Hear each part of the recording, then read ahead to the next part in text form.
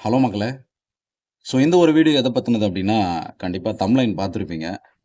Instagram பிரபலம் நம்ம ராகுல் அவர் வந்து இறந்துட்டாரு அப்டின்னு சொல்லிட்டு இப்ப தான் நான் கேள்விப்பட்டேன்.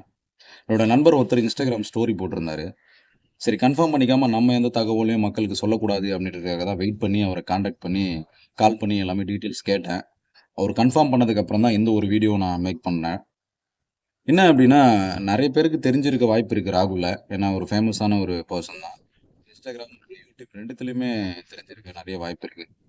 இந்த ஒரு வீடியோ நான் எதுக்கு மேக் பண்ணோம் அப்படின்னு நினைச்சேன்னா, ராகுல எனக்கு ரொம்ப பிடிக்கும். என்ன யாருன்னு ராகுலுக்கு தெரிஞ்சிருக்க வாய்ப்பு இல்ல. அந்த அளவுக்கு நம்ம ஒண்ணும் ஃபேமஸான ஆளு கிடையாது. ராகுல எனக்கு ரொம்ப பிடிக்கும். ராகுல எனக்கு நல்லாவே தெரியும். YouTubeல அவருடைய அந்த ஷார்ட்ஸ் வீடியோஸ், காமெடி கன்டென்ட்ட நான் நெறைய பெர்சனலா நான் மேக் பண்ணியிருக்கேன். எதுக்காக அப்படின்னா, அவருடைய அந்த காமெடி கன்டென்ட்லாம் அவ்ளோ சூப்பரா இருக்கும். யுனிக்கா இருக்கும். புதுசா இருக்கும். அதனால அவர நான் ஃபாலோ குடுத்து அவருடைய வீடியோஸ் நெறைய நான் ரீமேக்ஸ் பண்ணியிருக்கேன்.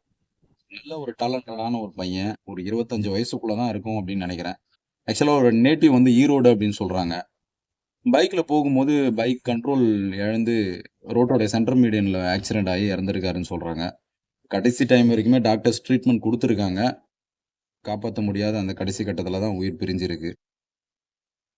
ரொம்ப வருத்தமா இருக்கு. நல்ல டேலண்டடான ஒரு பையன், நல்ல பையன். இந்த சோசியல் மீடியா பிளாட்ஃபார்ம்ல தனக்குன்னு ஒரு இடத்த பிடிக்கணும் அப்படின்னு நெறைய முயற்சி பண்ணான். நல்லாவே பண்ணிட்டு இருந்தான். நல்லா குரோத் ஆகி போயிட்டு இருக்கிற இந்த டைம்ல வந்து இப்படி ஒரு நியூஸ் கேட்கும்போது மனசுக்கு அவ்ளோ கஷ்டமா இருக்கு. ஒரு சின்ன ஒரு அட்வைஸ்ன்னு எடுத்துக்கிறதா, இல்ல ஒரு அவேர்னஸான்னு தெரியல. தயவு செஞ்சு இந்த 2கே கிட்ஸ் தம்பிங்க, உங்க எல்லாருக்கும் ஒரு சின்ன விஷயம். என்னடா இவன் பூமர்ரா அவன், கிரிஞ்சு நீங்க எப்படி எடுத்துக்கிட்டாலும் பரவால்ல. தம்பி கொஞ்சம் தயவு செஞ்சு கொஞ்சம் ஸ்லோவா போங்கப்பா.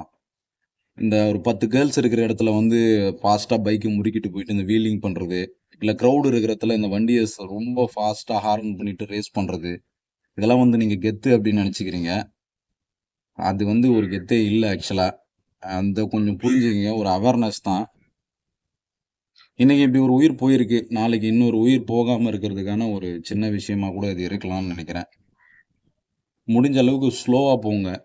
அப்படி உங்களுக்கு ஃபாஸ்ட்டா போணும், டைமிங் போணும்னா, பிஃபோரா கொஞ்சம் முன்னாடியே கிளம்பி போய் அந்த டைம ரீச் பண்ணி அந்த இடத்துக்கு போங்க. அவசரப்பட்டு பரபரப்பா இல்ல சீனுக்காக, கெத்துக்காக எந்த ஒரு விஷயத்தையும் ட்ரை பண்ணாதீங்க.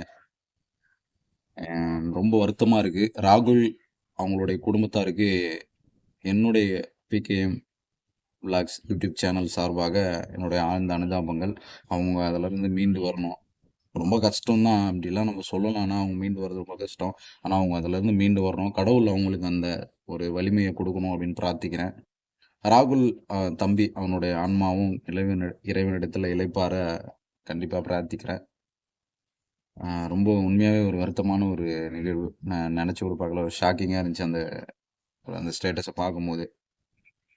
கொஞ்சம் அவேர்னஸ் எடுத்துக்கிட்டு, கொஞ்சம் பொறுமையா போங்க முடிஞ்ச அளவுக்கு. கண்ட்ரோலா ஓட்டுங்க. கொஞ்சம் ஸ்லோவாவே போங்க. ஓகே மக்களே! மீண்டுமா அடுத்த ஒரு பதிவில உங்க எல்லாரையும் வந்து சந்திக்கிறேன். அதுவரை உங்களிடம் விடைபெறுவது உங்கள் மதியழகன். நன்றி, வணக்கம்.